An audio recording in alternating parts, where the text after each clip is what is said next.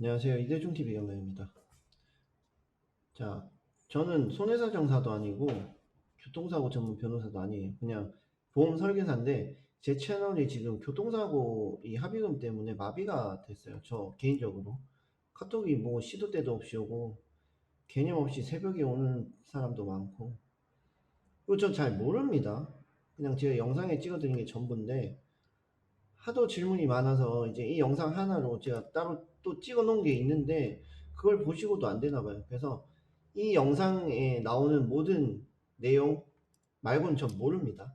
그래서 이 영상 하나로 교통사고에 대한 부분은 마무리를 하고요. 저는 교통사고에 대한 부분을 뭔가 올리고 하려고 했던 게 아니에요. 그냥 너무 당하시는 분들도 많고 터무니없는 얘기가 많아서 그냥 정보 전달 차원에서 이걸 올렸는데 영상이 어떻게 하다가 뭐 많이 보게 되셔가지고 이게 참 제 업무에 너무 지장이 많습니다. 그래서 카톡으로는 이제 질문하셔도 안 받을 거고 이 링크만 드릴 거예요. 그리고 질문이 있으시면은 유튜브로 댓글을 달아주시면 제가 간단한 건 알려드릴게요.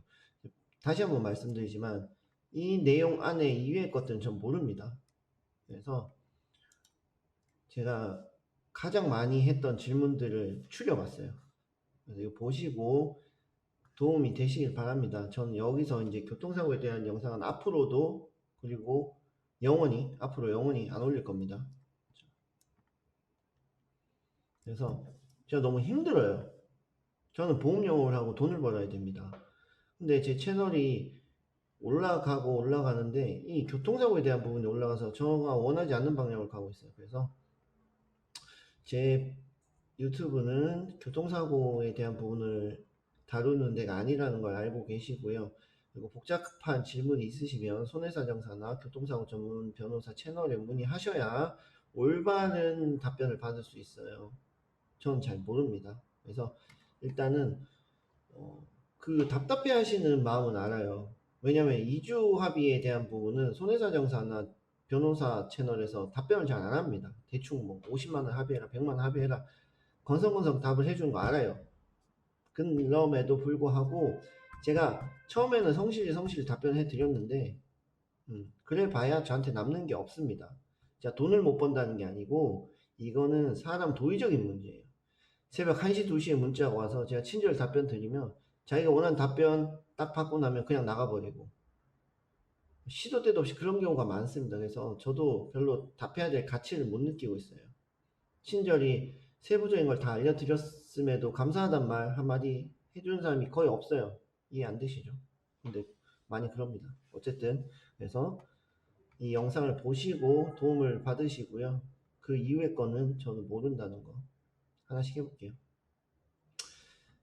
자, 이 합의를 할 때 제일 사기를 많이 치는 거예요. 빨리 합의를 하려고 그 보험회사에서 치료를 하면 할수록 합의금이 줄어든다. 자, 오늘 합의하면 100만 원인데 내일 합의하면은 치료비 빼고 또 90만 원 준다. 뭐 이런 헛소리 하는 경우가 많은데 치료를 하면 할수록 합의금을 줄어드는 거 아닙니다. 합의에 대한 거는 치료가 끝나고 향후 치료비에 대한 부분이에요. 위로금하고. 그리고 그동안 일을 못했던 휴업손해 같은 거. 그렇기 때문에 보험금이 늘어나면 늘어났지 줄어들진 않아요. 네. 그리고 이거 제일 궁금해 하시죠? 이주합의금 얼마를 받아야 되나요? 자, 휴업손해는 그냥 받으시면 돼요. 휴업손해. 입원한 만큼. 입원한 만큼 받으시고 나머지는 통상적으로는 거의 2, 300 받으면 거의 맥스라고 보셔야 돼요. 예외적으로 더 많이 받는 경우는 있긴 하지만 일단 1차적으로는 2, 300이면 휴업손해 빼고 맥스라고 보시면 됩니다. 그 다음 휴업손해는 얼마를 받을 수 있나요? 입원한 일수 곱하기 월급만큼입니다. 월급을 많이 받으시면 그걸 증빙해서 받으시면 되고 미성년자가 아닌 이상 내가 일을 안 해도 휴업손해를 받을 수 있어요. 최저시급으로. 대충 하루에 7만 8천 얼마인데 그냥 대충 8만 원 정도 계산하시고요. 8만 원에 입원 일수만큼 하시면 돼요. 일을 하시는 분들은 월급만큼 받으시면 됩니다. 자, 그리고 어떻게 말을 해야 되나요? 어떻게 말해야 돈을 많이 받을 수 있나요? 그런 거 없습니다. 그런 거 없어요. 그런 거 있으면 저도 하죠. 없습니다. 그냥 있는 그대로 얘기하시는 게 좋아요. 그러니까 제가 많은 영상에서 알려드렸듯이 향후치료비에 대한 부분은 약관에서 정해진 게 없기 때문에 그냥 도수치료를 원한다. 그런 도수치료가 하루에 10만원 정도니까 한 30번 정도 나중에 향후치료비로 받아서 치료를 하면 될 것 같다. 그냥 이런 식으로 얘기를 하는 거지 그게 무조건 정답이거나 그걸 말한다고 해서 많이 주거나 그렇지가 않습니다. 그냥 근거를 제시하는 것 뿐이에요. 그래서 말씀드렸듯이 합의하는 데 있어서 정해진 게 왜 합의금이 막 50만 원도 받고 100만 원도 받고 200만 원도 받냐면 향후치료비에 대한 기준 자체가 없어요. 약관은 그냥 향후치료비를 줘야 한다. 위로금은 정해져 있어요. 합의할 때 금액이 휴업손해, 향후치료비, 위로금 요 대표적으로 요 정도인데 휴업손해는 말 그대로 휴업손해만큼 받으면 되고 위로금은 그 부상 등급마다 정해진 금액이 있어요. 중요한 건 향후치료비예요. 향후치료비는 정해진 게 없습니다. 뭐 2주 진단이면 이 선 안에서 해결해라. 3주 진단이면 이 선 안에서 해결해라. 이 진단명이면 이 정도를 줘라. 이런 게 없습니다. 그냥 향후치료비는 말 그대로 향후치료비에 대한 부분을 줘야 한다. 요 정도만 적혀 있거든요. 그래서 정해진 게 없다는 거 알고 계시고요. 100만 원 이상은 무조건 못 준다. 100만 원이라는 수치가 중요한 게 아니고 뭐 50만 원이면 50만 원, 200만 원이면 200만 원. 그 이상은 절대 못 준다. 그럼 어떻게 해야 되냐요. 자, 그럼 소송해야 됩니다. 그리고 계속 치료, 합의를 안 하고 그냥 치료를 계속 하는 거죠. 그리고 합의. 세 가지 방법밖에 없습니다. 소송을 하거나, 계속 치료를 하거나, 아니면 제시하는 금액에 합의를 하거나. 네, 이 방법밖에 없습니다. 근데 보통 소송은 거의 어렵죠, 개인적으로 하는 게. 그래서 합의가 안 되면은 치료를 좀 더 하다가 계속 유도리 있게 합의를 해야 되는데, 제가 항상 말씀드리지만 담당자 빨이 99%예요. 정말 답 없는 담당자를 만나면 어떻게 해도 안 됩니다. 어느 정도 합의를 하고 맞춰줄 의향이 있는 담당자를 만나야 이게 뭐가 되는 거지. 그냥 뭐 밑도 끝도 없는 담당자 만나면 뭔 소리를 해도 안 돼요. 그럼 소송하셔야죠. 아니면 합의하거나. 그 방법밖에 없습니다. 그리고 담당자가 사원이면 이제 도저히 말이 안 통하면 센터장으로 바꾸는 것까지 정도는 가능합니다. 센터장이라는 거는 그 본인이 합의하시는 동네 제일 고난자예요. 그 고난자랑 얘기하시면 됩니다. 자, 그리고 2주 진단을 받았는데 2주 지나고 치료 계속 가능한가요? 네, 가능합니다.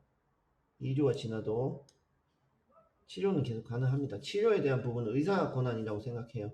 의사가 치료가 필요하다고 계속 뭔가를 말을 해주면 치료를 할 수 있는 거예요. 왜냐면 2주 진단이라는 거는 사실 피멍이 들고 째지고 뭐 이런 게 아니에요. 그냥 속이 아픈 거예요. 허리가 아프다, 목이 아프다. 뭐 좀 나쁘게 말하면 깨병 부린다고 말해도 무방합니다. 표시가 안 나기 때문에. 그렇기 때문에 고객이 내가 안 아프다고 생각할 때까지 치료를 받을 수 있는 거예요. 대신에 뭐 한의원 가면은 시간이 지나면 뭐 주에 몇 번, 몇 번 이렇게 나눠지는데 뭐 그 부분은 나중에 이제 시간이 지나면서 보시고요. 일단은 치료 자체는 자기가 원하는 데까지는 돼요. 근데 안 아픈데 계속 받고 그러지 마세요. 그러니까 아프면 계속 받을 수 있다 이걸 생각하셔야 돼요. 근데 문제는 안 아파도 계속 받는 거는 문제는 없어요. 의사가 내가 아프다는데 의사가 당신은 괜찮다 오지 마라 이러진 않거든요. 어쨌든 치료는 어느 정도 원하는 만큼 받을 수 있다. 그리고 가장 좋은 합의 방법 뭘까요? 없습니다 그런 거. 아까 질문이랑 조금 겹치는데요. 가장 좋은 합의 방법이라는 건 없어요. 유도리 있게 잘 조율하셔야 되고 담당자를 잘 만나야 됩니다. 자, 과실 비율 뭐 7대3, 9대1 이런데 과실 비율은 상계하고 합의금을 받나요? 네, 제가 알기로는 그런데 이 부분은 저도 정확히 잘 몰라요. 근데 제가 알고 있는 선에서는 상계하고 받는다고 알고 있는데 또 동승자는 그거하고 상관이 없고요, 과실하고.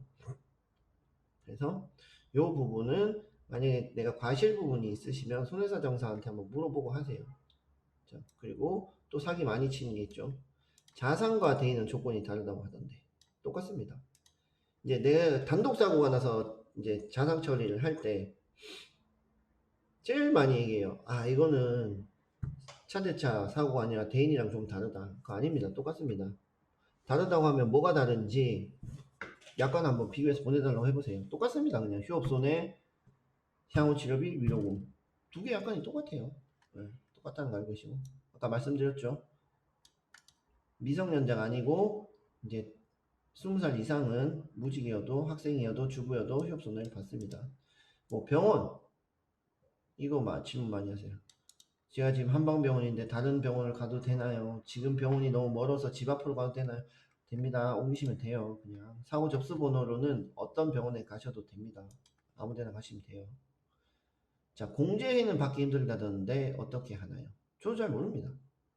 근데 공제에는 힘들고 일반사는 안 힘들고 저는 그건 또 아니라고 생각을 해요. 왜냐면은 일반 보험사도 50만원 받는 사람이 있고 200만원 받는 사람이 있고 공제에서도 50만원 받는 사람이 있고 200만원 받는 사람이 있는데, 그렇게 따지면 공제에서 200만원 받고 일반 보험사에서 50만원 받으면 일반 보험사가 더 짠 거잖아요. 평균적으로 공제가 안 주려고 하긴 해요. 근데 이것도 건바이건이라는 거 알고 계셨으면 좋겠고요. 제가 항상 말씀드리고 있죠. 담당자가 답이 없으면 답 없습니다. 소송하셔야 돼요. 끝까지 합의를 못하겠으면 그거밖에 없습니다. 그리고 저한테 하소연 좀 하지 마세요. 무슨 편지를 쓰는 것도 아니고 블랙박스 영상 남기고 뭐하고, 저 모릅니다. 블랙박스 영상 남겨도 제가 뭐 과실비율 따질 것도 아니고, 그리고 이렇게 됐는데 뭐 몸이 의사는 이렇다는데 내 몸은 아픈데 뭐 어쩌고 그런 얘기 할 필요 없어요. 저한테는 뭐 어차피 이제는 댓글 유튜브 댓글 다실 때도 이런 거 하지 마세요. 그냥 몇 주 진단이고 현재 상황이 이렇고 담당자가 이렇다는데 어떻게 해야 되냐 뭐 이렇게 말해야지, 무슨 뭐 편지 쓰는 것도 아니고 내가 언제 사고가 났는데 뭐 의사는 2주라는데 난 몸은 너무 아프고 일은 가야 하고 뭐 그거 어쩌라는 거예요. 그냥 궁금한 것만 말하세요. 저한테 뭐 숨길 필요도 없고 더 할 필요도 없어요. 그냥 있는 그대로만 얘기하시고 궁금한 게 있으시면 그렇게 하시면 됩니다. 이것도 궁금해 하시는 분들이 많아요. 제가 영상에서 뭐 500만원 받았네, 800만원 받았네, 뭐 얘기를 하셨는데, 제가 얘기를 했는데요. 제가 기억나는, 제가 교통사고 난 거는 한 3번? 4번 정도 되는 것 같아요. 저도 아무것도 모를 땐 택시 타고 있다가 사고 나서 70만원 받았고요. 그 다음에는 150만원 받았던 것 같고, 그 다음 사고에는 한 250만원 받았던 것 같아요. 그냥 뭐 그때 당시엔 제가 뭐 크게 말한 게 없어요. 그냥 얼마까지 드릴 테니까 합의합시다 해서 한두 번 통화하니까 연락 와서 그렇게 했고요. 이제 어느 정도 이게 돌아가는 사이클을 알고 나서 사고가 났을 때 800만 원을 받았습니다. 2주 진단이고요. 근데 어떻게 2주 진단인데 800만 원을 받았냐? 그냥 담당자를 잘 만났어요. 근데 일단은 차가 폐차된 상태였기 때문에 몸이 많이 아프긴 아팠습니다. 그리고 실제로 눈에 보이는 사고가 크기 때문에 제가 어필할 수 있는 부분이 좀 있죠. 그냥 단순하게 차가 뭐 끓여서 2주 진단 받은 거하고 차가 폐차만 날 만큼 큰 사고가 나서 2주 진단 받은 거하고는 다르죠. 얘기하는 게. 그래서 그런 부분을 얘기하고, 저도 처음에 담당자는 뭐 300만 원인가까지밖에 안 준다고 무조건 안 된다고 했고, 그러다가 인사이동 때문에 담당자가 바뀌었어요. 바뀌고 난 다음에는 뭐 800만 원, 900만 원 정도 제시를 했고요. 800만 원 합의를 했습니다. 그래서 뭐 저는 800만 원 받았어요. 그리고 그 다음 사고는 이제 친형인데 2명 사고니까 인당 한 350만 원 정도 받았습니다. 그래서 2주 진단은 뭐 폐차 이전급이 아니고 그냥 단순하게 이렇게 박은 정도면 2, 300 정도가 맥스라고 보시면 될 것 같아요. 자, 그리고 아기나 뭐 어린이들은 합의금이 작다고 하던데 저는 왜 그런지 모르겠어요. 일단 휴업손해가 없습니다. 없는 거는 똑같은데 다른 건 휴업손해가 없는 거는 이제 맞아요. 근데 다른 건 똑같아요. 향후치료비를 아기는 적게 주고 어른은 많이 주고 그런 내용은 없습니다.